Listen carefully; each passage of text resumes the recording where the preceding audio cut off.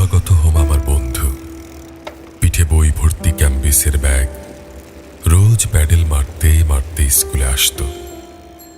বসতো একদম পেছনের সারিতে।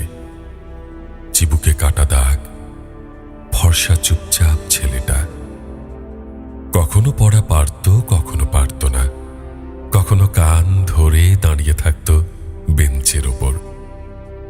কোনো ছেলের হাত যে এত নরম হতে পারে ছুঁয়ে না দেখলে আমি জানতামই না। খুব ঘামতো ওর হাত। সব সময় একটা সাদা রুমাল ওর ডান হাতে মুঠোবন্দি হয়ে থাকত। রুমালের এক কোণে ফুলের এমব্রয়ডারি মাসিমা যত্ন করে বানিয়ে দিয়েছিলেন। টিফিনের অবসরে আমরা যখন ক্যান্টিনে, ও তখন ক্লাসরুমের এক কোণে লুকিয়ে অ্যালুমিনিয়ামের টিফিন বক্সে খাবার আনত। আমি একদিন জোর করে দেখেছিলাম সাদা ভাত আর কিছু একটা ভর্তা, সাথে পেঁয়াজ আর কাঁচা লঙ্কা।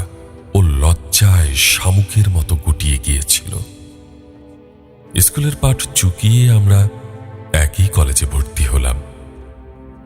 শুভাগত কলেজে বেশ সাহসী হয়েছিল বটে, কিংবা স্কুলের পরিচয় সূত্রে সে সামনের বেঞ্চে আমার পাশেই বসত।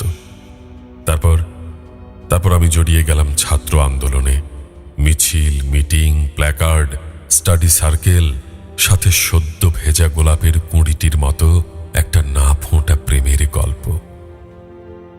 অনেক দিন শুভাগতর খবর নেওয়া হয়নি। ছেলেটা কোথায় যেন হারিয়ে গেল। মাঝে অনেক বছর পর ওকে খুঁজে পেলাম পত্রিকার প্রথম পাতায়, বেশ বড় হেডলাইন আর ছবির ক্যাপশনে। পুলিশের সাথে বন্দুকযুদ্ধে আন্ডারগ্রাউন্ড পার্টির বড় নেতা নিহত। হঠাৎ সাদা রুমাল, সাদা ভাতের স্মৃতি, সাথে লঙ্কা আর পেঁয়াজের শোক ছুঁয়ে গেল আমাকে। খবরের পুরোটা পড়তে ইচ্ছে করল না। চিবুকের কাটা দাগ আন্দাজ করে ঠিক চিনলাম ও আমাদের বন্ধু শুভাগত হোম। কিন্তু ও, সেই যে নরম হাতের ফর্সা একহারা গঠনের ছেলেটা, ওর বুকে এত স্বপ্ন, এত দ্রোহ, এত দহন ও কোথায় পুষে রেখেছিল?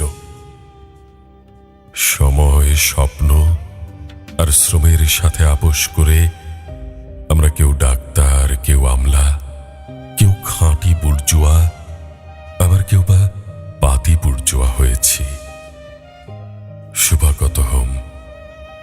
শুভাগত হোম বেওয়ারিশ লাশ হয়েছে। বেওয়ারিশ লাশ।